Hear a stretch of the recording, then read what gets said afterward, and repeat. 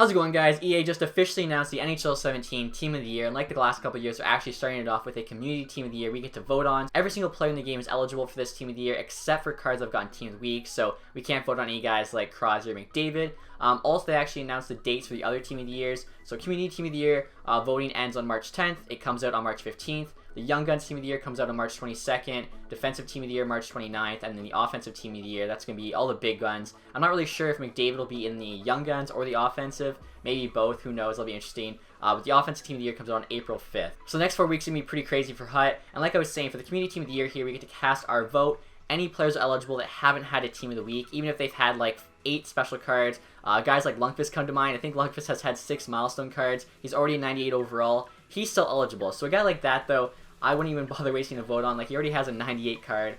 The Team of the Year is going to make him +1. I don't really think there's a point to it. So you actually get to pick 1 NHL forward, 1 NHL defenseman, 1 NHL goalie, and then you get 1 forward, 1 defenseman, and 1 goalie from a different league. So 6 votes total. For forward, my pick's Taylor Hall. I think he's a really good player in Hut. Probably one of my favorite players to use. I've just been using his base card and love it. Some other guys I was thinking about were Zetterberg, as well as Draisaitl, Wenberg, Matthews. Zetterberg, though, I think might be on the defensive Team of the Year, and even if he's not, I prefer Hall in this game. And then the other 3 guys I mentioned, Matthews, did I say Renski? I meant Wenberg. And Draisaitl, I think, will all be on the 23 and under Team of the Year. And if they end up getting on Community Team of the Year as well, all that means is that they're going to get re-released on the 23 and under Team of the Year, in which case we basically lose out on Team of the Year card as we're getting the same card twice. So I don't recommend voting for guys you think will be on other Team of the Years, whether it's 23 and under, defensive, offensive, but obviously everyone can do what they want to. For defenseman here, I'm actually kind of being greedy. I'm voting for Ekman Larsson as I have as Movember, and I think he has a good shot of being on it, so I would love to see him get a boost. Goalies here, I'm voting for Bishop. He also has Movember. I don't have it, but Ben Bishop, obviously, a good goalie, and he's 6'7", he's huge, so I think a Ben Bishop Team of the Year would just be an awesome goalie, maybe the best one in the game. The other forward here, I'm actually going Mason Raymond. Reason for this is I just think he would have a sick card. You guys don't know, he's got a silver 83 card with 94 speed, so I think Team of the Year is a minimum of +5 boost, in which case he's got 99 speed, so that card would be crazy.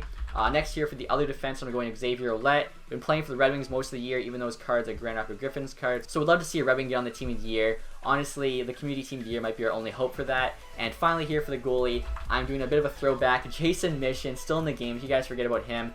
He was a beast back in the day when he was boosted. 6'8", I believe he's the biggest goalie in the game. If he got a Team of the Year card, that would just be insane. So right there, guys, are my 6 picks. I'm honestly pretty happy with them. I would love to see all 6 of these guys get a Team of the Year card. So we're going to submit these picks here. If you guys didn't know, you can actually only vote once per IP. So like I couldn't go on a different computer or go incognito or something and vote again.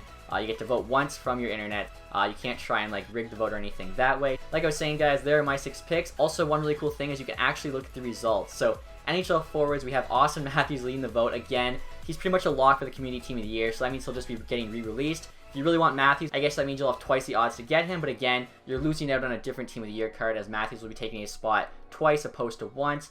Other forwards, you have Bryan Bickell. I think the main reason for this is on the site originally, they had the players listed by rating opposed to alphabetically, so Bickell was the highest non-NHL forward. Mason Raymond, though, with 700 votes, is definitely catching up. Taking a look at the other NHL forwards, a lot of names here I like. We got Zetterberg, Kuznetsov, Horvat, Draisaitl, Hall, Simmons, Stamkos, even though he's been injured like all year, Ben and Wheeler. So a lot of Movembers there. I think it's pretty clear. People are voting based on the Movembers that they have and hope get a boost. NHL defenseman here, you can see Ekblad's #1. I think he's like one of the cheapest Movember defensemen, as he was in the Young Guns set with McDavid and Matthews. You can get him for like 50K, maybe less. You also got PK Subban there, Oliver Ekman Larsson, who I voted for, Bufflin, Letang, Hamilton, Morgan Riley, Fowler, Seabrook, Edward Vlasic. Other defensemen there, you got Polka leading the charge. Again, I believe he's the highest rated non-NHL defenseman, so that's why he's ahead. Xavier Ouellet here is actually 10th with 181 votes, which isn't too bad. So one thing I'm going to say right now, guys, is that if you vote for Xavier Ouellet and you screen cap it and you tweet it at me, I will enter you into a giveaway. And if Xavier Ouellet ends up getting a Team of the Year, everyone that sent me a screenshot of them voting for him will have a chance to win something. It'll be big. I'm not exactly sure what. Probably like 3 or 4 Movembers I pick out.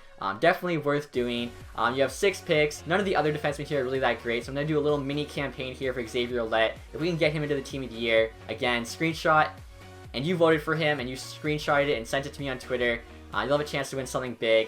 Both Xbox and PS4. I'm going to make it happen for both consoles. I've already asked, so definitely do that. We'll see if we can get him into the top 2. As I didn't mention this earlier, but the Community Team of the Year is going to be 9 NHL forwards, 3 non-NHL forwards, 4 NHL defensemen, 2 non-NHL defensemen, 1 NHL goalie, 1 non-NHL goalie. That's how it's been the last 2 years. So for instance, the NHL forwards here, all of these guys will be getting a Team of the Year except for Blake Wheeler. The other forwards would be Bickell, Raymond, and Torres.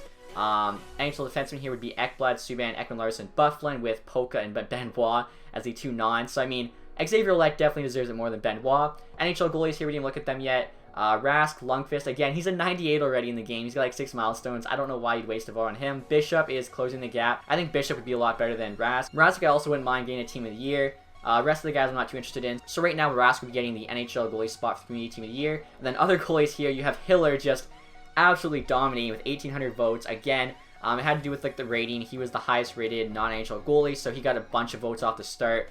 Mission here is 348, so he has to get 1,500 to catch up to Hiller. Probably not going to happen, but I mean, I showed you guys why it's definitely worth voting for him. If they do him a huge boost in stats with his size, he could be the best goalie in the game. So if you guys couldn't tell, I'm obviously very excited for this Community Team of the Year. I think it's really cool that we actually get to see the results as they happen. I'm definitely going to be following this all the way up until March 10th when the voting ends. And one other thing I wanted to mention, guys, before I end the video, because we know how many NHL players are making the Team of the Year and we know the results, if you're tracking this, you probably already know that Matthews is more than likely going to make the Community Team of the Year, 1,300 votes. And like we said, 9 NHL forwards make the Community Team of the Year.